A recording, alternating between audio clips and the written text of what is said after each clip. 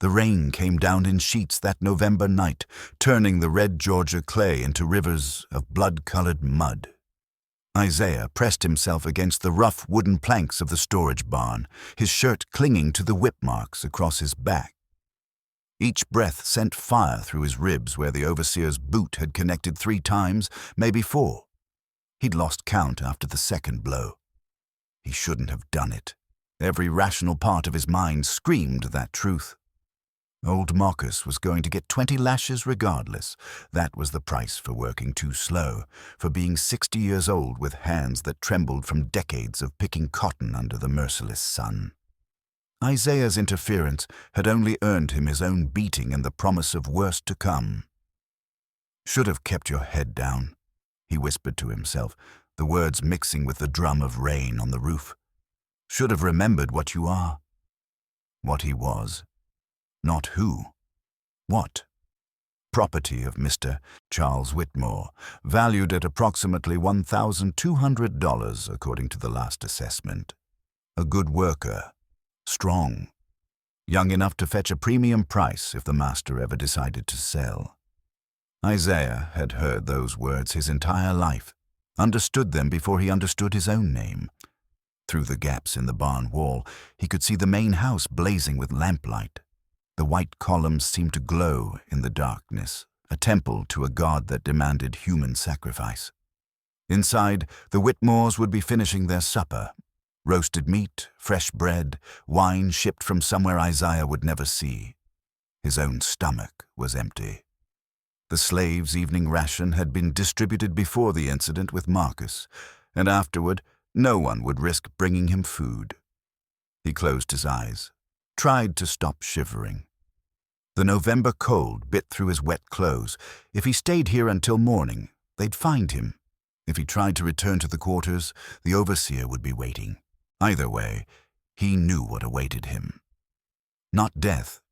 He was too valuable for that. But close enough. Close enough that sometimes death seemed like the kinder option. The barn door creaked open. Isaiah's eyes snapped open, his body tensing despite the pain. He pressed himself deeper into the shadows between 2 barrels of seed, making himself as small as possible. Through the darkness, he could make out a figure silhouetted against the lesser darkness outside. Slender. A woman. The light from a small lantern caught the pale fabric of her dress. Eleanor Whitmore. The master's wife stepped inside, her skirts whispering against the dirt floor. She stood still for a moment, and Isaiah held his breath, praying she would turn around, would leave, would never know he was here. Discovery meant the end of everything. A male slave alone with a white woman. It didn't matter that he was hiding, that he'd never even looked at her directly in all his 22 years. The accusation alone was a death sentence, and death would be merciful compared to what came first. "I know you're in here." Her voice was soft, barely audible above the rain. "I saw you from the window." Isaiah's heart hammered against his ribs. This was it, then. She would scream. The dogs would come. The rope. The fire. All the horrors he'd seen visited upon men accused of less. But she didn't scream. Instead, Eleanor Whitmore moved deeper into the barn, the lantern light sweeping across bags of feed and farming equipment. She stopped about 10 feet from where Isaiah crouched, close enough that he could see her face clearly for the first time in his life. She was younger than he'd thought, perhaps 35, though the permanent crease between her eyebrows added years. Her dark hair was pulled back severely, and her dress, though fine, was buttoned to the throat in a way that seemed more like armor than fashion. There was something in her eyes, though. Something that looked like the same trapped thing Isaiah saw when he caught his reflection in the water trough. "You need to come out," she said. "You're injured." Isaiah didn't move. Couldn't move. This was a test, surely. A trap. Eleanor set the lantern down on a barrel and wrapped her arms around herself. I'm not going to call anyone. I saw what happened earlier, what you did for Marcus." She paused. It was foolish. but it was also brave. "Slaves ain't allowed to be brave, ma'am," Isaiah heard himself say, his voice rough with pain and disuse. He spoke so rarely, sometimes his own voice surprised him. "No," she agreed quietly. "They're not allowed to be much of anything, are they?" She looked directly at where he was hiding, and for the first time in his life, Isaiah met a white person's eyes. "Please, let me help you. The cuts on your back will fester if they're not cleaned." "Why?" The question escaped before he could stop it. "Why would you help me?" Eleanor was silent for a long moment. The rain continued its steady percussion on the roof. Finally, she said, "Because I have to do something. Even if it's just this. Even if it changes nothing. I have to do something, or I think I'll lose what little of myself is left." There was something in her voice, a desperation that matched his own, that made Isaiah slowly emerge from his hiding place. He kept his distance, his eyes downcast again, remembering himself, remembering what he was. "Turn around," she instructed. "Let me see."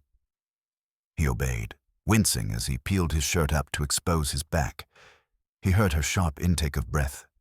"Dear God," she whispered, "stay here. I need to get water and bandages." Stay here. Two simple words that would echo through everything that followed. Two words that were an invitation and a command, and a plea all at once. Two words that, for the first time Isaiah could remember, treated him like someone with a choice. Eleanor returned 20 minutes later with a basin of clean water, cloths, and what looked like supplies from the main house's medicine cabinet. She'd also brought a thick blanket and a small package wrapped in cloth. "This will hurt," she warned, before beginning to clean the wound.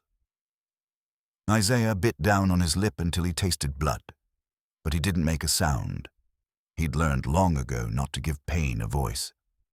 Eleanor worked in silence, her hands surprisingly gentle but thorough. When she finished, she wrapped the bandages carefully around his torso. "There's bread and ham in the cloth," she said, standing back, "and the blanket is for you to keep. The barn should be safe for tonight. Tomorrow." She trailed off, uncertainty crossing her face. "Tomorrow we'll see." She picked up the lantern and moved toward the door, then stopped. "What's your name?" For a moment, Isaiah couldn't answer. In 22 years, no white person had ever asked his name. They called him boy or you, or simply pointed when they wanted something. "Isaiah, ma'am." She nodded slowly. "Isaiah, like the prophet." "Yes, ma'am. My mother named me. Before she got sold away when I was 7. He didn't know why he added that last part. Maybe because she'd asked his name. Maybe because in that moment, in the dark barn with the rain falling outside, some dam inside him had cracked just slightly. Eleanor's face tightened with something that might have been pain or guilt or both. "I'm sorry," she said.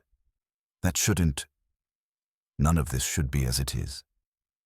Then she was gone, leaving Isaiah alone with food he was too exhausted to eat and questions that would keep him awake through the long night. The next morning, Isaiah returned to the fields before dawn, moving stiffly through his work. He expected consequences. A summons to the master's study, the overseer's renewed attention, something. But nothing came. Mr. Whitmore rode past on his horse as if Isaiah didn't exist, and the overseer, a cruel man named Jeremiah Hawkes, only glared but didn't approach. 3 days passed this way. Isaiah began to think perhaps the incident would simply fade away, absorbed into the daily brutality that was the fabric of plantation life. Then, on the 4th night, he found a note in the barn, tucked beneath a loose board where he'd been leaving his work knife. The handwriting was elegant, almost like art. "Tomorrow night, after the house is dark. Bring this note back with you." Isaiah stared at the paper for a long time. He knew what accepting this meant. The terrible risk, the line being crossed.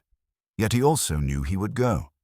Something in him, some part he'd thought beaten into submission years ago, was desperately hungry for whatever this was. Eleanor was waiting when he arrived, concealed in the shadows of the barn. She wore a dark cloak, her hair covered. In her hands was a book. "Can you read?" she asked without preamble. Isaiah hesitated. The truth was dangerous. Literacy was illegal for slaves in Georgia, punishable by brutal beatings. But there was something about the way she asked, not challenging but hoping, that made him answer honestly. "Some, ma'am. The master's son before he went away to college. He used to study out by the pond sometimes. I'd watch from the trees. He left books sometimes. I borrowed them, late at night." He swallowed hard. "I taught myself the letters." Eleanor's eyes widened. That's remarkable, Isaiah. Do you understand what that means? What you've accomplished?" "It means I'd get 30 lashes if anyone found out, Mom." "It means you have a mind," she said fiercely. "A brilliant mind that they've tried to keep in darkness, but it found the light anyway." She held out the book. "This is Frederick Douglass. Do you know who that is?" Isaiah shook his head. "He was born enslaved, like you, but he escaped. He learned to read and write, and now he speaks all over the North, telling people about the horrors of slavery. This is his autobiography." She pressed the book into his hands. "I want you to read it. I want you to see what's possible." "Ma'am, I can't." "Yes, you can. You'll bring it back when you're finished. No one comes here at night except me. Even Charles doesn't. He doesn't come to my room anymore, so he won't notice my absences." There was a brittleness to her voice when she mentioned her husband. "We can meet here. I can bring you books. We can talk about them." "Why?" Isaiah asked again, the same question from that first night. "Why risk this for me?" Eleanor looked away, her jaw tight. "Because in this house, in this life, I am dying slowly. I am dressed in silk and fed well, but I am suffocating, and if I can't save myself, at least I can try to feed someone else's mind, someone else's soul." She met his eyes again. "Is that selfish? Probably. But it's all I have to offer." So began their secret lessons. 2 or 3 times a week, always after midnight, Isaiah would slip from the slave quarters to the barn. Eleanor would bring books: Douglass, Harriet Beecher Stowe, Paine, Thoreau, so even Shakespeare. They would talk for hours, their voices hushed, always listening for the sound of footsteps that would mean discovery and death. Isaiah devoured the words like a starving man given bread. For the first time, he encountered ideas about freedom that went beyond the vague dream of up north.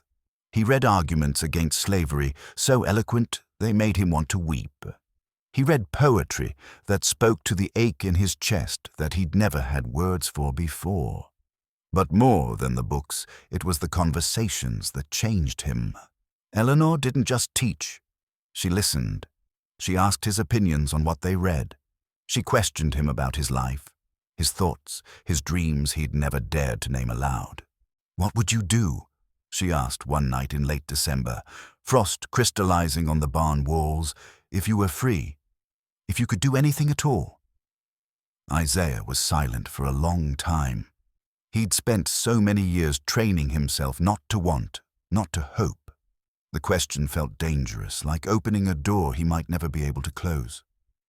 "I'd learn," he finally said. "Everything. History, mathematics, languages.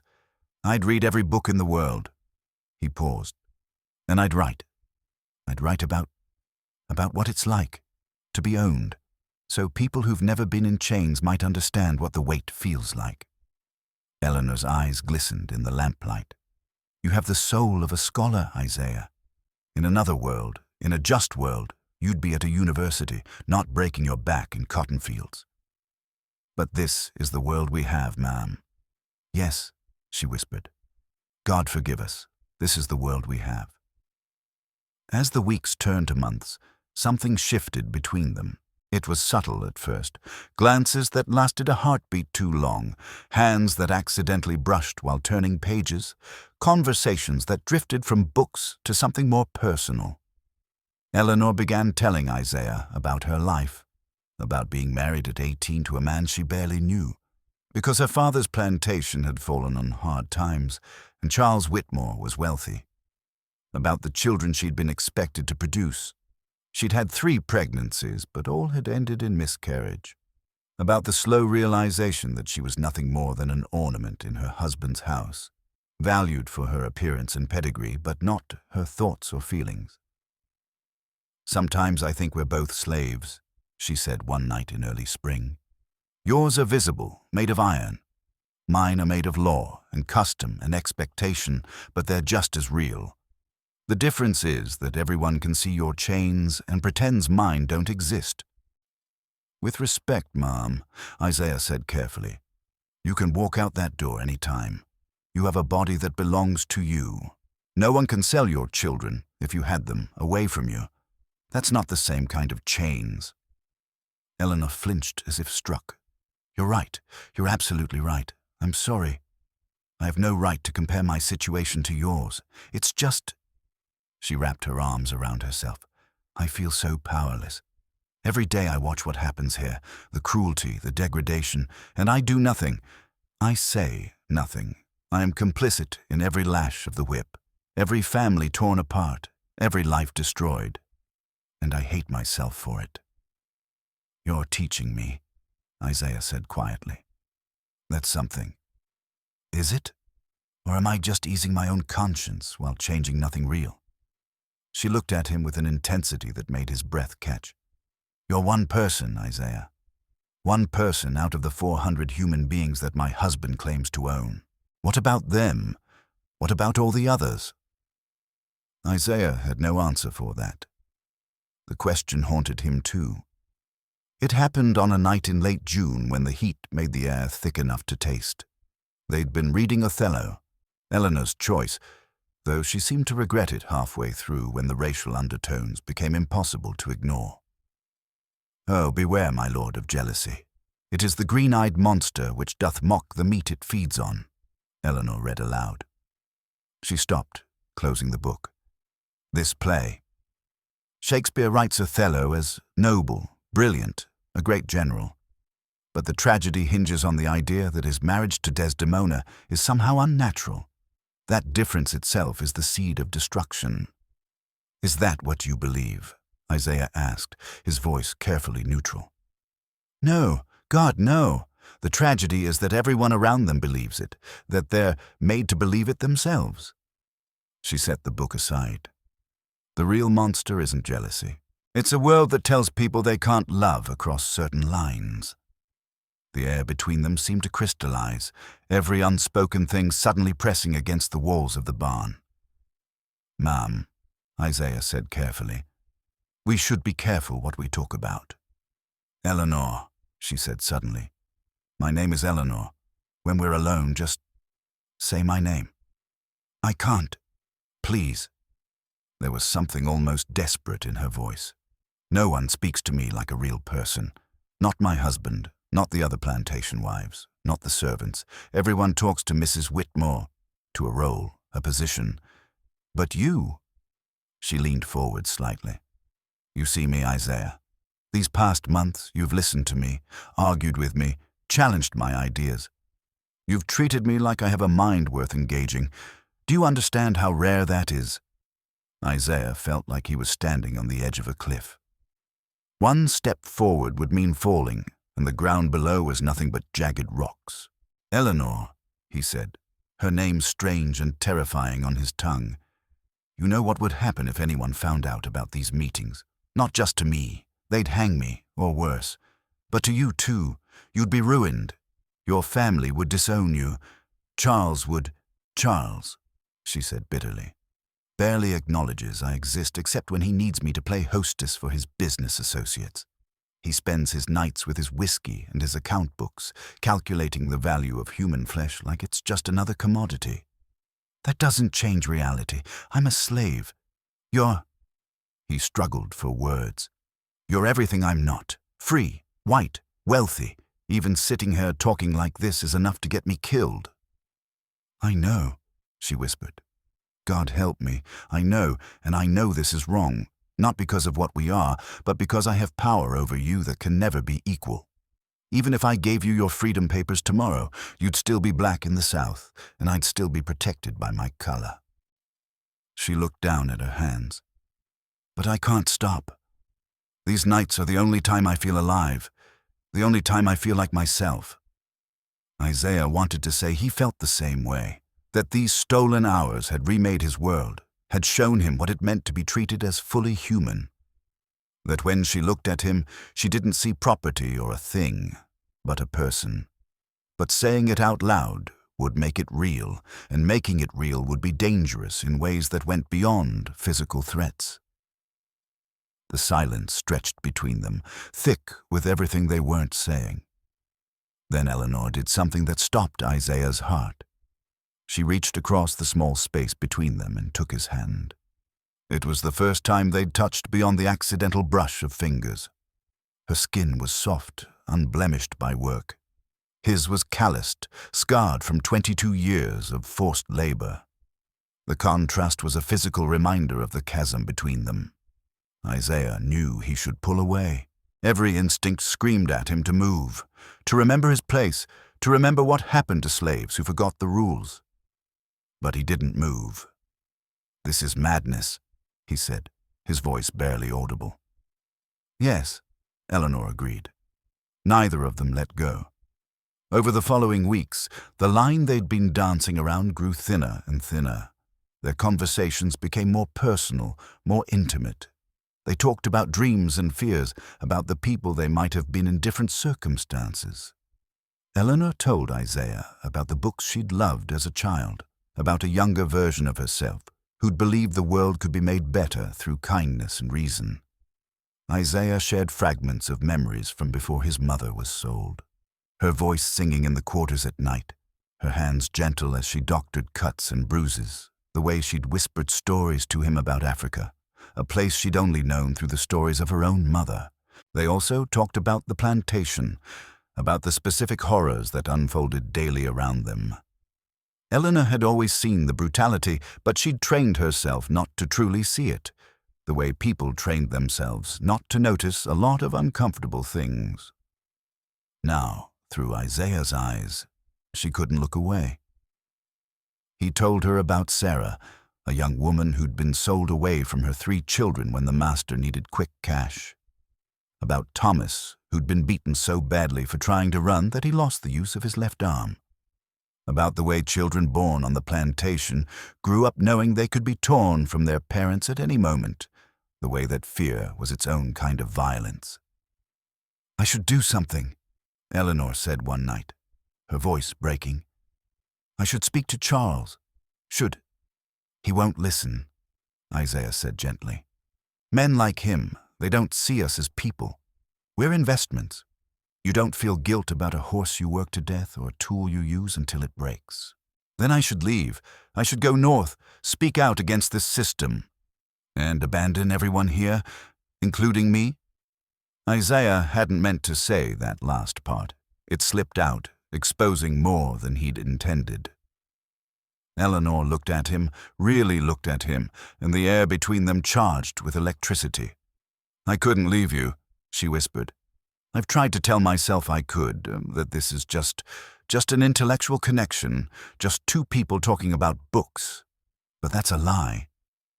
"Don't," Isaiah said, even as part of him wanted her to continue. "Don't say what you're about to say." "Why? Because it's forbidden? Everything about you and me is forbidden, Isaiah. Just sitting here is forbidden, but I'm going to say it anyway because I'm tired of living in a cage of unsaid things." She moved closer, so close he could see the gold flecks in her brown eyes. "I care for you. More than I should, more than is safe, more than I have words for. And I think you care for me too." Isaiah's hands shook. He wanted to deny it, to protect them both from this dangerous truth. But he was so tired of lies. "Yes," he said. "God help me, yes."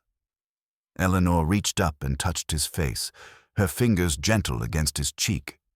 It was such a simple gesture, but in their world, it was revolutionary, forbidden, fatal if anyone saw. Isaiah closed his eyes, letting himself have this one moment. Just one. Tomorrow he would be strong. Tomorrow he would remember reality. But right now, in this hidden space, he let himself imagine he was just a man and she was just a woman, and the bars of their separate cages had dissolved, at least for this handful of heartbeats. When he opened his eyes, Eleanor was crying silently.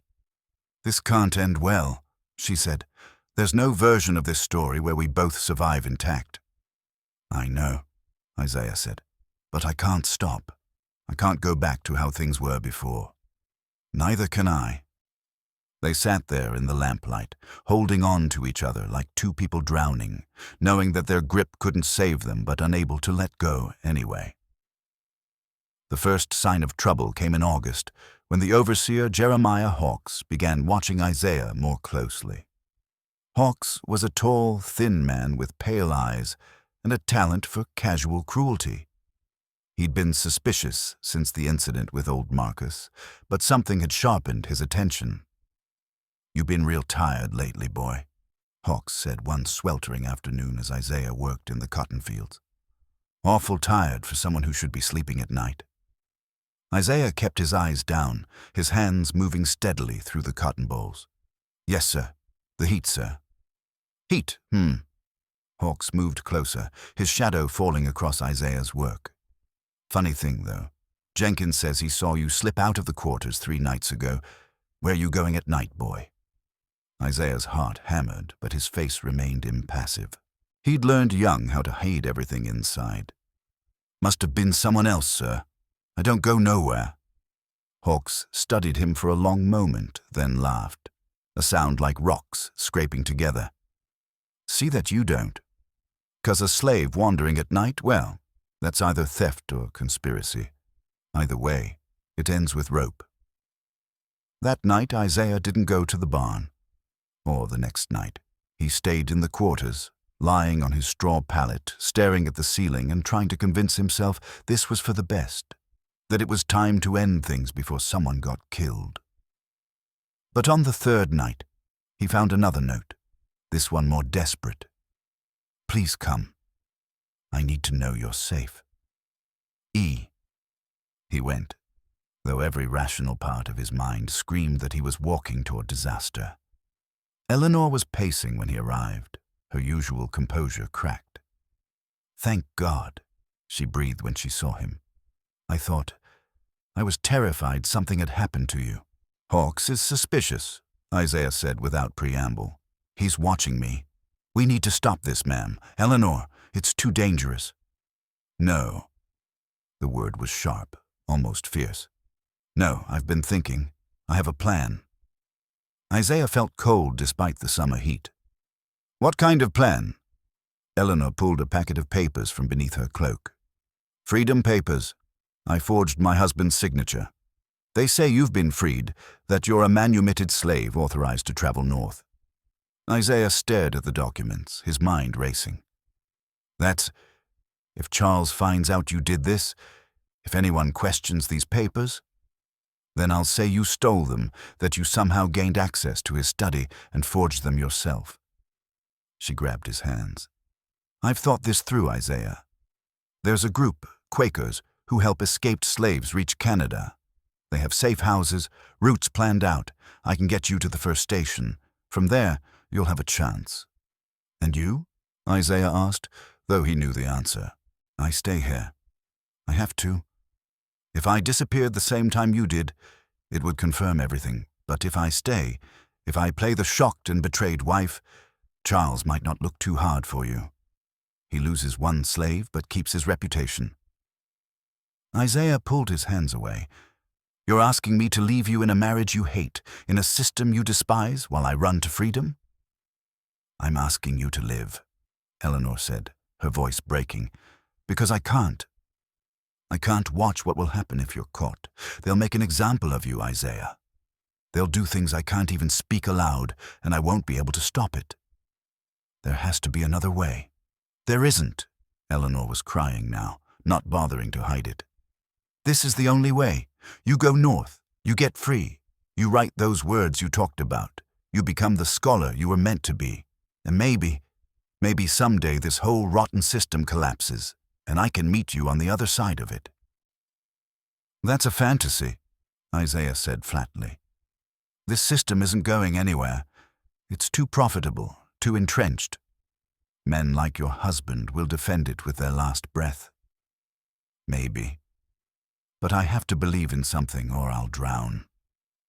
They stood facing each other, the lamplight throwing long shadows across the barn floor. Isaiah looked at the freedom papers in Eleanor's outstretched hands. The promise of life, of possibility, of everything he'd never dared to dream.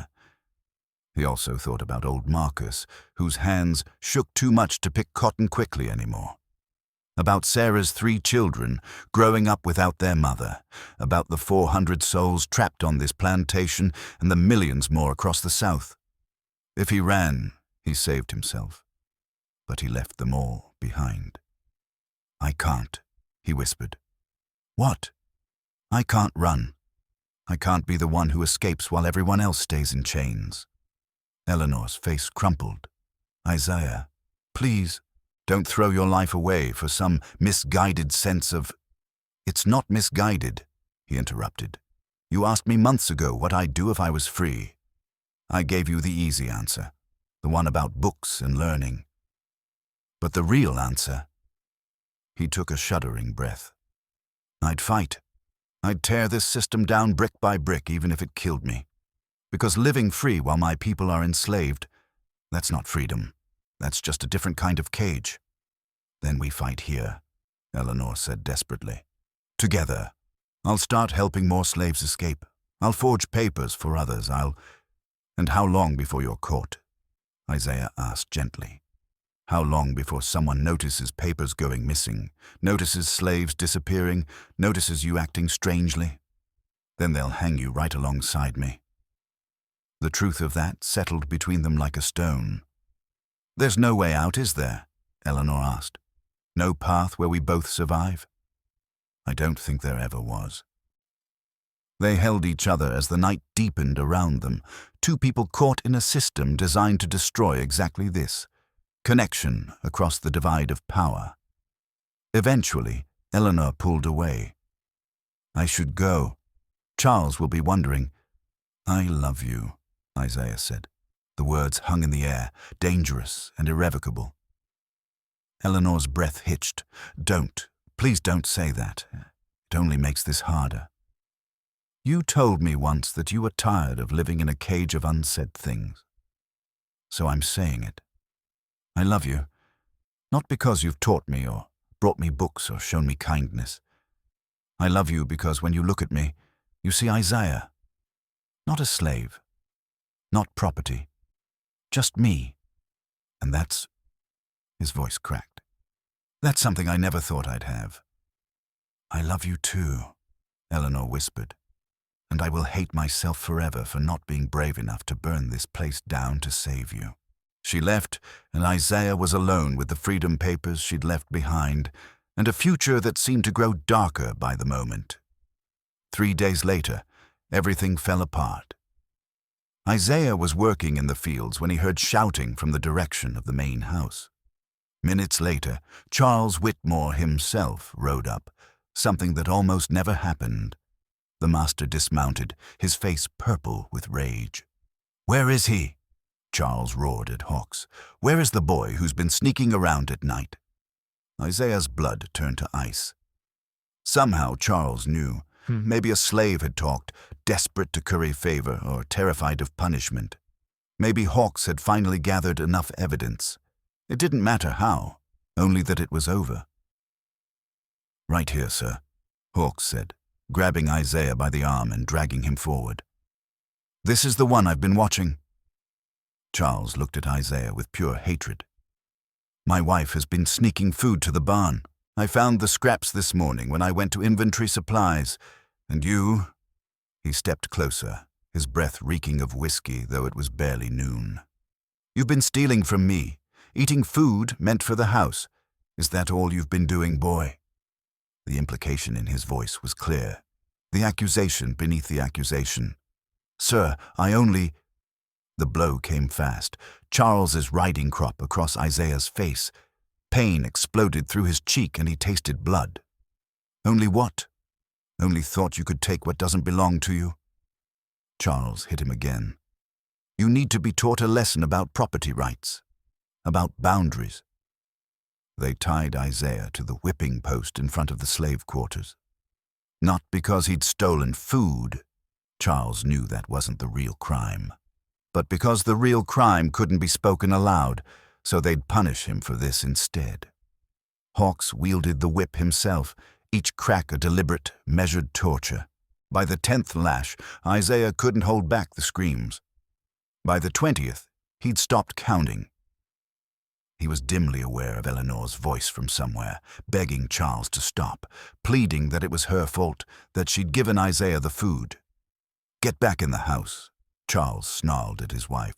"This isn't your concern." "Charles, please," I said, "get in the house, Eleanor. Or do you need to be reminded of your place too?" The whipping continued until Isaiah could no longer stand, until he hung limp against the post, consciousness flickering.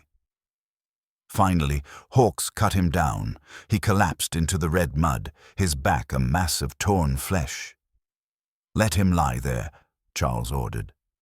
"Let everyone see what happens to thieves, and if he's not dead by morning, sell him. I don't want to look at his face again." Through the haze of pain, Isaiah heard those words. Sell him, not kill him. Charles was too practical to destroy valuable property, but selling Isaiah would accomplish the same goal, permanently separating him from Eleanor, scattering him into the vast machinery of slavery where he'd simply disappear. Hands lifted him eventually, other slaves, moving in the darkness after the white men had retired. They carried him to the quarters and tended his wounds as best they could with rags and herb poultices.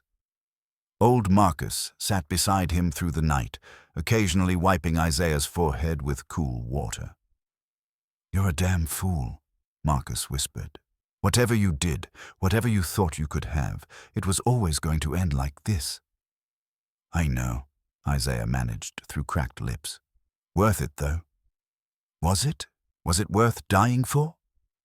Isaiah thought about Eleanor's hands holding his, about conversations in lamplight, about being seen as human if only for a few stolen hours. "Yes," he said. He woke once more that night, consciousness swimming up through layers of pain. Someone was kneeling beside him, a figure in a dark cloak. Eleanor.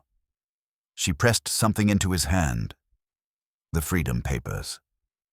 "Listen to me," she whispered urgently.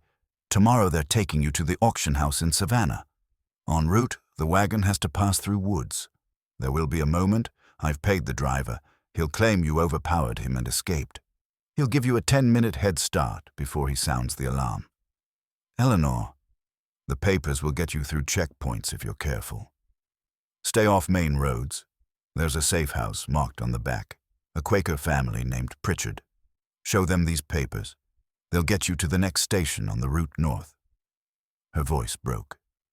"This is the only way, Isaiah. If you stay, Charles will work you to death. If you run without help, they'll catch you and kill you. This is your only chance." "Come with me," Isaiah said, though he knew it was impossible. "I can't, but I'll stay here. I'll use every bit of privilege I have to help others. I'll forge more papers. I'll hide runaways in that barn. I'll do everything I can to break this system from the inside." She pressed her forehead against his. "We'll fight it from different sides. And maybe, someday, we'll meet in a free world. Eleanor, don't say goodbye. Just promise me you'll live. Promise me you'll write those words. You'll tell the truth about this place. Make it mean something, what we had. Make it count for more than just us." He wanted to argue, to beg her to run with him, to rail against the injustice of a world that wouldn't let them simply love each other. But his body was too broken, and time was too short. "I promise," he whispered. She kissed his forehead, a gentle press of lips that felt like both a blessing and a farewell. Then she was gone, melting back into the darkness. Boston, Massachusetts, 1865. Isaiah set down his pen and looked at the words he'd just written, the last page of his manuscript, a book he was calling Testimony from the Shadows, a slave's account of bondage and liberation. It had taken him years to write, years to find the words to convey the reality of those days. The war was over. Lee had surrendered to Grant at Appomattox. Slavery was dead, killed not by moral awakening but by 4 years of bloodshed. Sometimes Isaiah wondered if Eleanor had known it would come to this, if she'd understood that the system was too deeply rooted to be weeded out gently, that it would take fire and destruction to finally burn it down. He'd tried to find her. After he made it north, after he'd educated himself at a school for freedmen, after he'd become known as a speaker and writer, he'd sent letters to the Whitmore plantation. None were ever answered. He didn't know if she was alive or dead, if she'd remained married to Charles, or left him, if she'd survived the war.